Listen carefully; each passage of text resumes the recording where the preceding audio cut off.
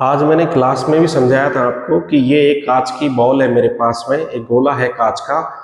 तो इसके इतने से पार्ट्स को यदि मैं काटता हूं, इस वाले भाग को, तो ये जो उभरा हुआ भाग है इसको तो हमने क्या कर रखा है, पॉलिश कर रखा है। इसके अंदर वाला जो भाग है, अवतल दर्पण की बात करें, वो हमारी क्या है, परावर्तक पृष्ठ। तो मैंने ये परावर्तक पृष्ठ यहाँ पे एक बना दी है आपकी। ये देखिए, ये है आपके एक परावर्तक पृष्ठ जिसका बाहरी जो भाग है वो पॉलिश किया हुआ है, यानी कि अंदर का जो भाग है वो किसका कार्य कर रहा है, परावर्तक पृष्ठ का। तो ऐसे दर्पण को हम क्या कहते हैं, अवतल दर्पण।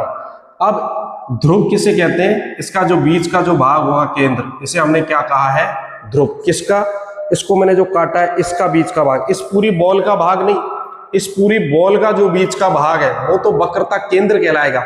लेकिन जितना मैंने इसको काटा है, इतना सा काट के यदि मैंने दर्पण बनाया है, अवतल दर्पण, तो उसका जो बीच का पार्ट है ये वाला, इसको मैंने क्या कहा है, पी।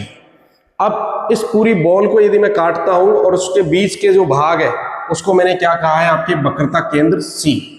गोलीय दर्पण का परावर्तक पृष्ठ जिस गोले का भाग है, यानी इस पूरे गोले का भाग है, वो जिस गोले का भाग होता है उसके केंद्र को, यानी इस गोले के केंद्र को वक्रता केंद्र कहते हैं। और इसकी जो त्रिज्या होती है उसे क्या कहते हैं, वक्रता त्रिज्या।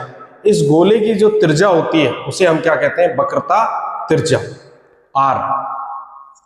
फिर आगे है आपके मुख्य अक्ष। गोलीय दर्पण के ध्रुव यानी पी, ये जो पी लिख रखा है मैंने, पी तथा वक्रता त्रिज्या आर से गुजरने वाली सीधी रेखा को हम क्या कहते हैं, मुख्य अक्ष।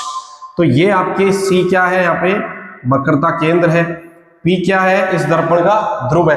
अब इससे गुजरने वाली जो सीधी रेखा है इसे हमने क्या कहा है, मुख्य अक्ष। अब इसके बाद क्या होता है, आपके मुख्य फोकस है कि प्रकाश की ये जो किरण है ये परावर्तक पृष्ठ से टकराएगी और टकरा के वापस किसी एक बिंदु पे ये मिल जाती है।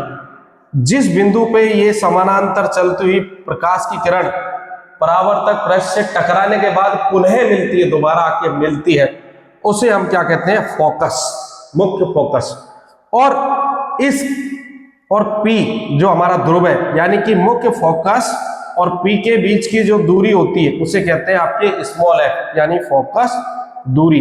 फोकस दूरी का संबंध आपके वक्रता त्रिज्या से होता है 2f, r बराबर होता है आपके 2 स्मॉल f।